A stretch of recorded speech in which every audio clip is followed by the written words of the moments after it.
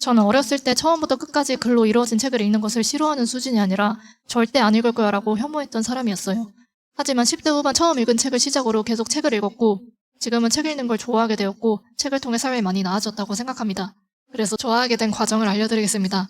어릴 때는 왜 책을 혐오했냐면 제 사고방식과 생각이 책에 나온 내용에 영향을 받아서 살아간다는 게 마치 꼭두각시 같다고 생각했던 것 같아요.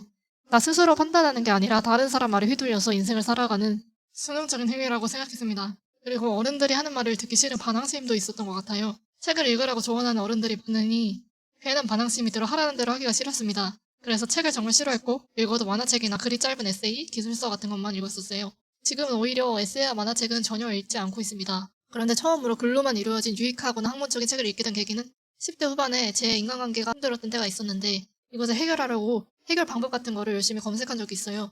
그러다가 인터넷에 누군지도 모르는 사람이 책을 읽어라라는 조언을 한 거를 보고 그냥 난 무엇이라도 그때는 해보고 싶었으니까 저는 도서관에 가서 인간관계를 개선하는 것에 관련된 책을 찾아 읽어보았습니다. 이렇게 두껍고 처음부터 끝까지 글로 이루어진 책을 읽는 제가 엄청난 범생인 것처럼 느껴졌어요. 그래서 처음에는 껄끄러웠지만 제 삶의 문제를 해결하기 위해 그 책을 읽었습니다. 그런데 책을 읽고 나니 제가 인터넷 검색이나 유튜브에서 정보를 얻는 것보다 훨씬 더 내용이 자세하면서도 믿을만하다는 생각이 들었고 이런 고급 정보를 나만 알고 있는 것, 소수만 알고 있는 것, 그리고 내가 글로만 이루어진 책을 처음부터 끝까지 읽었다는 것에 대한 뿌듯함이 밀려왔습니다. 하지만 처음 몇 년간은 독서량이나 독서 후에 기억하는 내용이 지금처럼 많지는 않았어요. 왜냐하면 그때 당시에 저는 책을 처음부터 끝까지 다 읽어야 된다고 생각했습니다. 성공한 누군가가 추천하는 책이 있으면 그 책 내용을 꼭 전부 읽고 기억해야 된다고 생각했어요. 이런 행위는 책 읽는 것을 힘들게 만들었고 처음에는 1년에 10권 정도 읽었던 것 같은데 그 중에서도 기억나는 내용이 많이 없었어요. 책 읽는 것에 집중이 안 됐을 때는 억지로라도 책을 읽어보려고 한 적이 있습니다.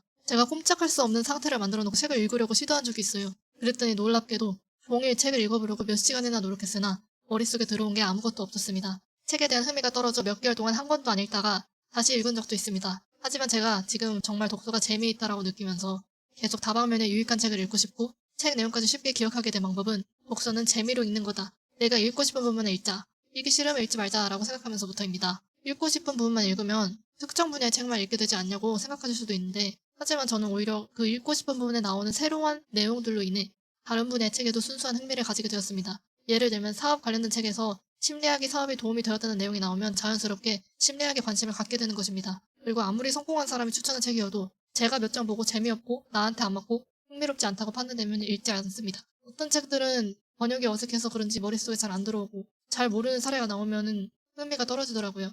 재미없고 나랑 상관없는 부분은 건너뛰고 지금 나에게 필요한 내용과 흥미로운 부분만 내용만 있습니다. 우리의 시간은 제한되어 있고 소중합니다. 집중도 안 되고 당장에 불필요한 내용까지도 모두 읽을 필요는 없어요. 재미있는 책을 읽다가 집중이 안 된다면? 그러면 쉬었다가 읽으면 다시 집중이 되더라고요. 전체적인 독서법을 간단히 알려드리자면 책의 목차를 읽고 내용을 한번 쭉 훑어본 뒤 반 이상 읽고 있는데 이 책은 진짜 좋으면서도 새로운 내용이 많고 꼭 기억하고 실천해야겠다 싶으면 책을 구입합니다. 인덱스와 포스트잇을 붙여 메모하고 가로쳐가면서 중요한 부분을 체크합니다.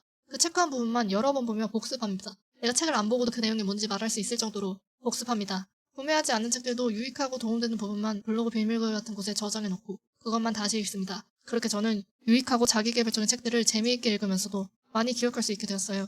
지금은 책 읽는 게 유튜브를 보는 것과 대등할 정도로 재미있고 정말 취미가 되었습니다. 독서를 지속할 수 있는 또 하나의 계기는 지식이 늘어나고 있다는 것에 대한 만족감입니다. 마치 게임에서 좋은 아이템을 계속 먹고 경험치를 쌓는 것과 같습니다. 조금만 더 읽으면 아이템 먹을 수 있고 계속 아이템 찾게 되고 경험치 쌓여가니 만족스럽고 그런 것이죠. 어느 날은 뇌신경의사 책을 읽다라는 독서법에 관련된 책을 읽었는데 제가 몇 년 동안 책을 읽으며 깨달은 효율적인 독서법과 저자가 생각하는 효율적인 독서법이 놀랍도록 비슷하더라고요. 그런데 그분은 뇌신경의사이시기 때문에 뇌과학적인 측면까지 설명해가면서 더 자세한 독서법을 알려주셔서 좋았습니다. 처음부터 끝까지 마음에 드는 책이었습니다. 책을 추천하려던 영상은 아니었는데 아무튼 효율적인 독서법을 자세히 알고 싶으시다면 이 책만 읽고 실행하시면 될 것 같아요. 그리고 무엇보다 책을 읽으면서 좋았던 점은 성공하는 사람들은 무슨 생각하는지를 알게 된 것이에요.